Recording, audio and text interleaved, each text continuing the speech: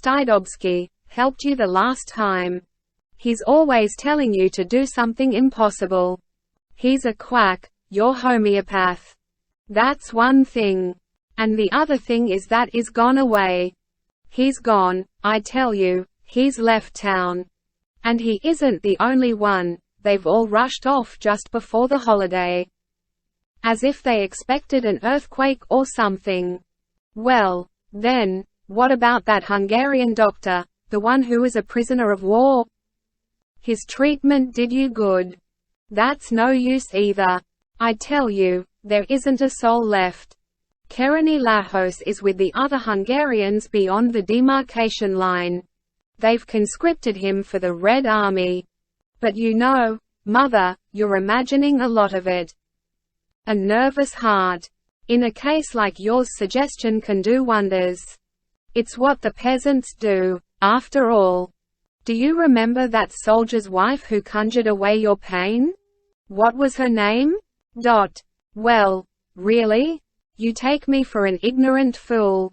It wouldn't surprise me if you sang Zantishirika behind my back. Mother, how can you say such a thing? It's a sin. You ought to be ashamed of yourself.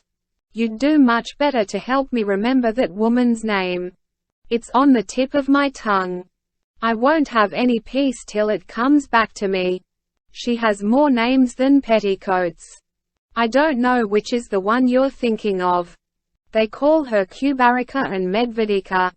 And Zaladarika and I don't know how many other names besides. She isn't around here anymore. No more guest appearances. She's gone. Vanished. They locked her up in the Kezhemsk jail for practicing abortion and making pills and powders of some sort. But sooner than be bored in jail she escaped and got away somewhere to the Far East. I tell you, everyone has run away, Vlas and Teryoshka and your Aunt Polia of the loving heart. Apart from the two of us, fools that we are, there isn't an honest woman left in town, I'm not joking. And no medical help of any sort. If anything happened, you couldn't get a doctor. They say there's one in Yurii, some famous professor from Moscow, the son of a Siberian merchant who committed suicide. But just when I was thinking of sending for him, the Reds cut the road in 12 places. Now, off to bed with you, and I'll try to get some sleep too. By the way, that student of yours, Blatzhin, he's turned your head. What's the good of saying no? You're getting red as a beet. He'll be sweating all night long over some photographs I gave him to develop, poor boy.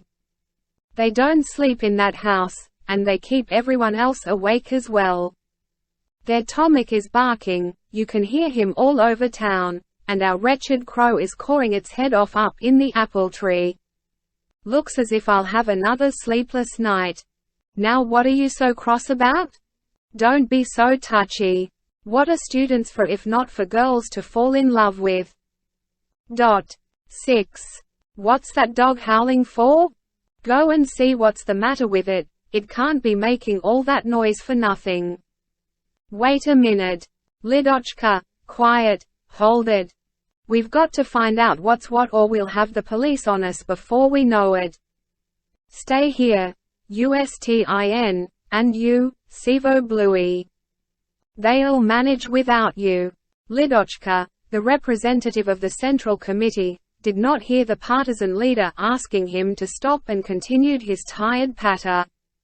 By its policy of looting, requisitioning, violence, shooting, and torture, the bourgeois militarist regime in Siberia is bound to open the eyes of the gullible.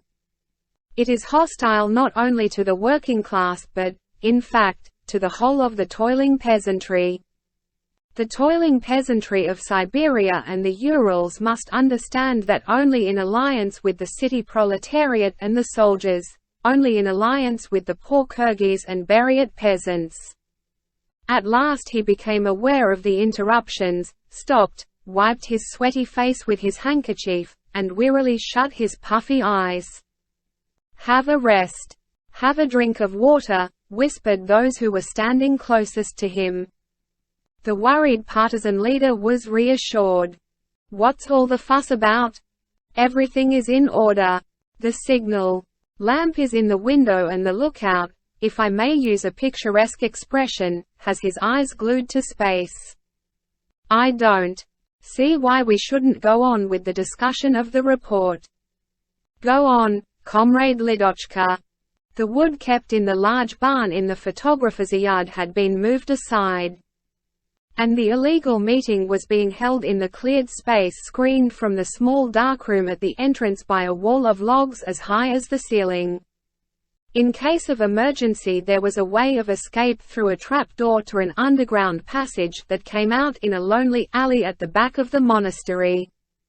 The speaker, who had a sallow complexion, a beard from ear to ear, and a black cotton cap on his bald head, suffered from nervous perspiration and sweated profusely.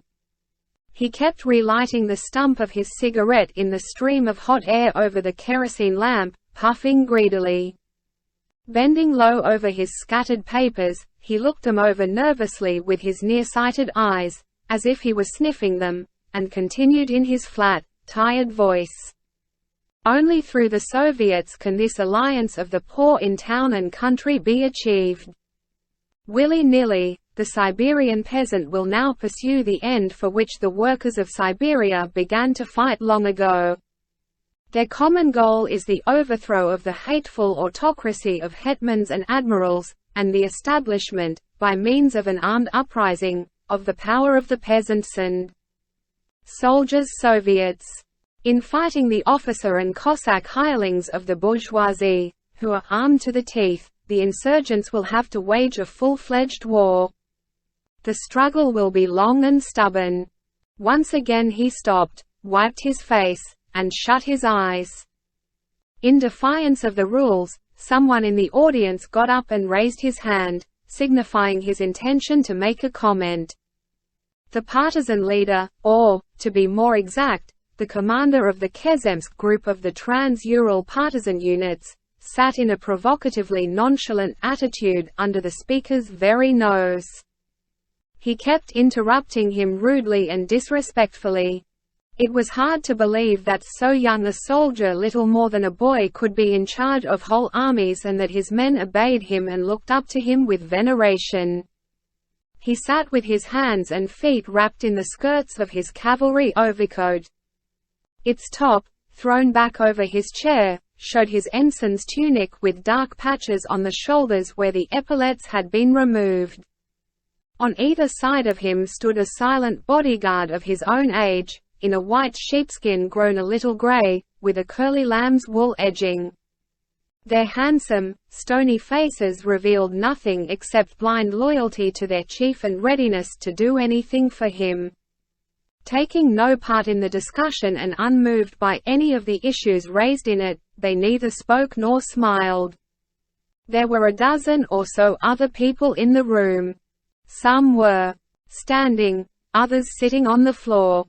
They leaned against the walls of calc logs, their legs stretched out in front of them or their knees drawn up under their chins.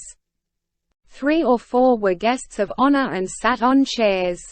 They were old workers, veterans of the revolution of 1905. Among them were Tyverzin, morose and greatly changed since his Moscow days, and his friend, old Antipov, who always agreed with every word he said. Counted among the gods at whose feet the revolution laid its gifts and its burnt offerings, they sat silent and grim as idols. They had become dehumanized by political conceit. There were other noteworthy figures in the shed, such as that pillar of Russian anarchism, Black Banner Vdovichenko, who, never resting a moment, kept sitting down on the floor and getting up again, or pacing back and forth and stopping in the middle of the shed. A fat giant of a man, with a big head, a big mouth, and a lion's mane of hair, who had been an officer in the war with Japan if not in the one with Turkey. He was a dreamer eternally absorbed in his fantasies. Because of his excessive good nature and colossal size, which kept him from noticing anything smaller than himself, He did not pay sufficient attention to what was going on, misunderstood everything, and, mistaking the views of his opponents for his own, agreed with everything they said. Next to him on the floor sat his friend Svirid, a trapper.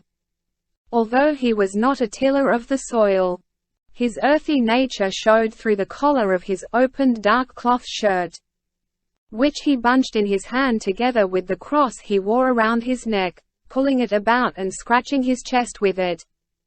He was half-buried, warm-hearted and illiterate. His hair was plaited in thin braids, and he had a sparse moustache and a still sparser beard. His Mongol features aged his face, which was always creased in a sympathetic smile. The speaker, who was touring Siberia on a military mission from the Central Committee, mentally surveyed the vast expanses he had still to cover. He was uninterested in most of the men he was addressing. But as an old revolutionary and from childhood a champion of the people, he gazed with adoration at the young commander who sat facing him.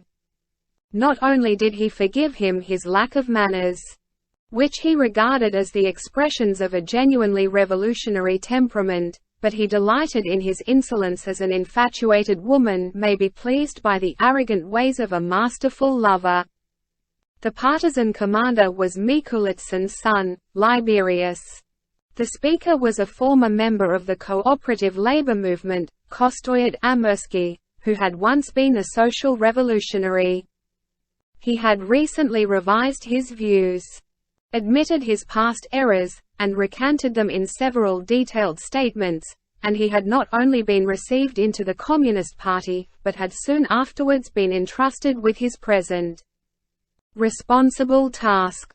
He was chosen for it though he was anything but a soldier. Partly as a tribute to his long years of revolutionary service and his ordeals in Tsarist prisons, and partly on the assumption that, as a former member of the cooperative movement, he knew the mood of the peasant masses in insurgent Western Siberia.